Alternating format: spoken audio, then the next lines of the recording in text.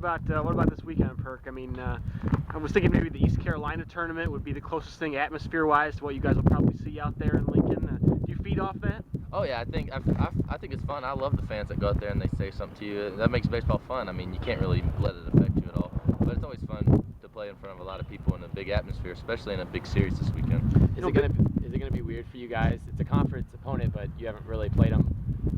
I can't remember the last time you played them, but it's a new thing for you guys. That's true. I mean, usually when you come into a weekend, you know a lot of the guys on their team, you know what to expect, and you know starting pitchers, how they'll face you or how they've thrown you past. But this weekend, you're going in blind. I mean, we have scouting reports, and that's all we can base that off. So it's kind of like playing a non-conference opponent in that situation, but the game will mean a lot more this weekend. That big series last year at Michigan State, obviously didn't go real well. But I mean, did you learn a lot from that, like that you can take into this year when these big series coming up? Definitely. I mean, like you said, you got to know how to play on the road. I feel like we've done that a lot better this year. Going into Michigan State, we were kind of on our high horse, and they kind of took it to us in the first game, and we never really got back on it. So I think it all starts with the first game, and Joe go out there and pitch good the first game, and hopefully we can back him up and score some runs for him. Thanks, Perk. What's it like playing a team that it's a conference game over the weekend, but it's a team that you haven't played in conference yet?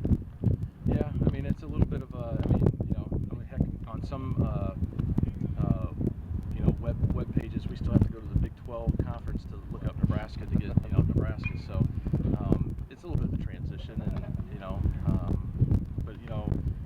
I'm sure one visit, one 3-game series, it's going to be exciting. There'll be some emotions flowing and everything, and it'll be all Big Ten after that. But yeah, I mean, getting to know the hitters and stuff. We've seen a couple games now on the Big Ten Network, which has helped a little bit. Game versus Illinois, game versus Creighton. So we got a little bit of idea, and we'll quickly learn game one.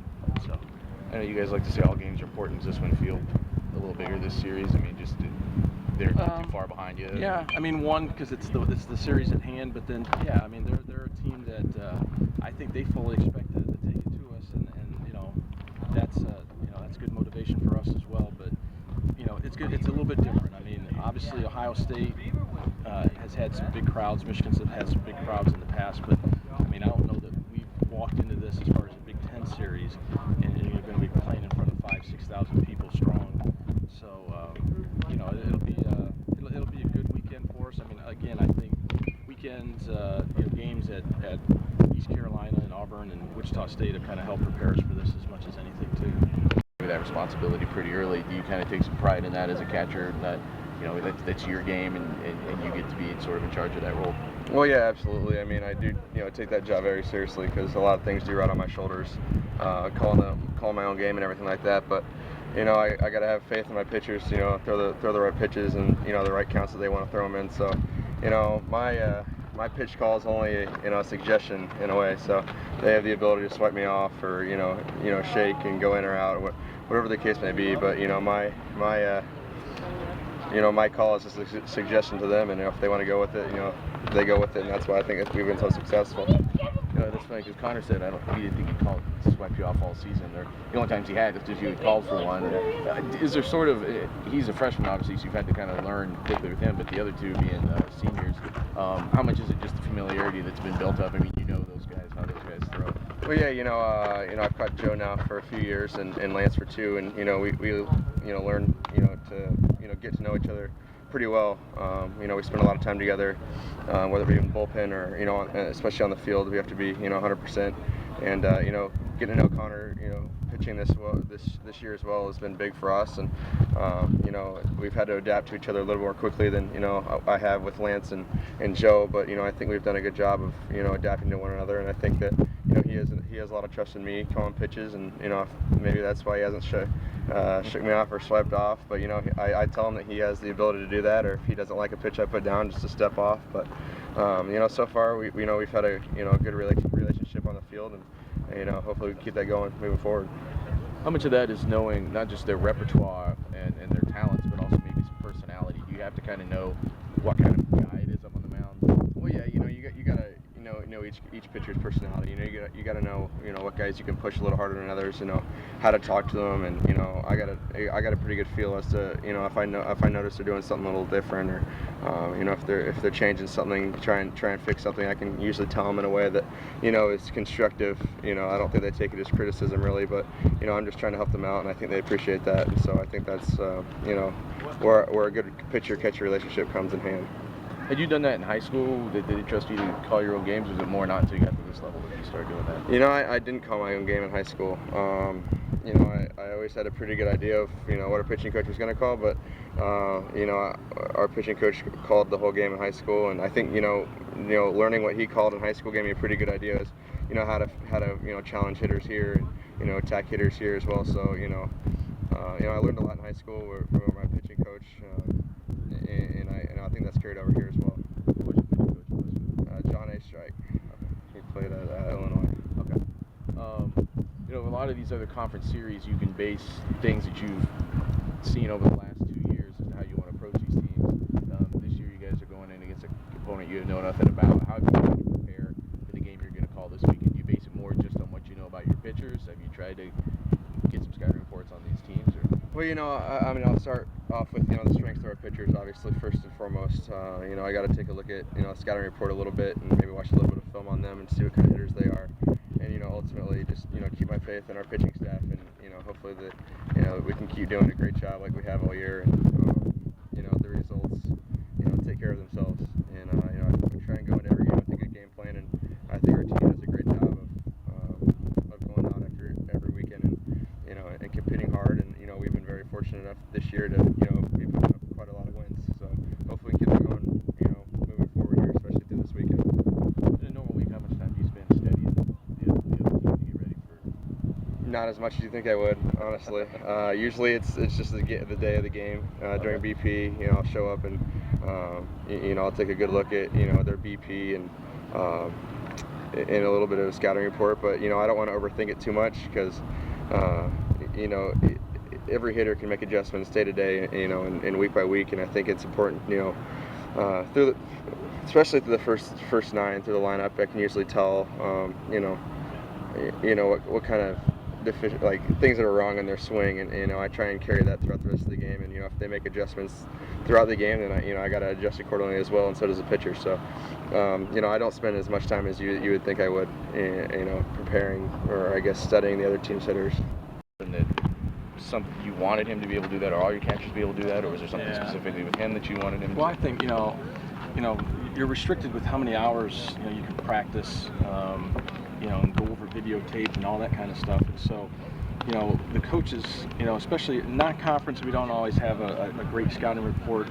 But with conference games, especially with the Big Ten Network and games on television and our own video, videotapes were there for the coaches to look over, and that's probably why we called the pitches, just because we studied the video and knew the hitters. But I like the tempo that it presents. The catcher calling the game, it's a little bit quicker.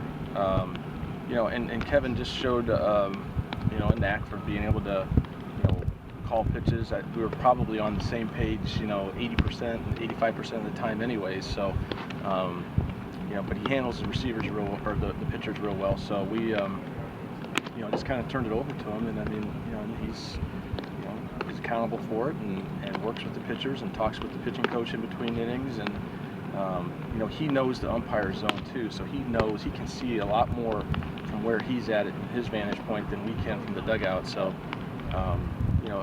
ideally that's what you want, and I think he showed the maturity and the knowledge and the experience to be able to do it. His bat gets a lot of attention, but things like being able to call a game, his defensive skills, that's obviously got to help his prospect status too, I would think. Yeah. I think they're looking at him as defensively as a catcher. Probably grades out pretty well. His arm strength and throwing probably right now is something where that one area that he has to improve upon. But he's an accurate thrower. He's quick, because he's athletic, so his footwork and his hands are quick, which help him offensively. And for a guy, again, to hit in the 4-hole and not strike out very much, and still have the power that he has, and he's not slow for a catcher either. So you put him at first, and he's athletic, so he can play a couple different positions. But you just you don't find too many defensive catchers like that can hit like he can. Do you think that your weekend rotation move is paying off with putting Podko on Sundays and Raymer starting the midweek game? Yeah, I think so. I think, Connor is a guy that has a good fastball and a good breaking ball. We just didn't know where his arm was going to be at the beginning of the year. Even Calvin Gunner was kind of coming off of a little bit of arm surgery in the off season. So, but Calvin stepped up and really performed well. I know he only had, 3 games of record. He's 2-1 in 7 starts, but he gave us a big lift. But I just thought Podko was going to, with what he did against Missouri State and Louisville, be able to shut down some teams and a little bit more of a power arm for us. And, with as much as we were using Mascarello, a left-handed out of the bullpen, putting Calvin back in the bullpen gives us just another left-hander to kind of back up Mask. Because, Blake's been going, getting extended, 3-4 innings sometimes. And that way, we'll still have that lefty, that strong lefty, available, where Sudbury is a little bit more of a situational lefty, kind of left on left, and Gannon's come along too, so I feel pretty strong about our left-handed open relievers. What kind of development and improvement have you seen it over the season from Podko to the beginning till now? Just his health, and then getting his pitch count up. But I mean, he's a great competitor, and so he's a guy that he can dominate a game. I mean, with his fastball, with his breaking ball. He's got some deceptiveness, so I mean, he can dominate a game. And he's been a big boost, especially for freshmen. Is his development helped at all by the fact he's got such a veteran catcher back there? Well, yeah, and then also the fact that he follows veterans Hayes and Breedlove.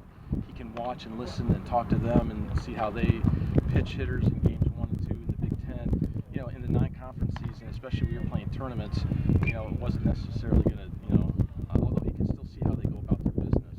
But I think all of that has helped, and no doubt about it. I mean, having that veteran guy behind the dish I look at that as the battery combination is important as executing pitches. Ultimately, the pitcher is going to have a lot more, but the catcher is such a big part of it.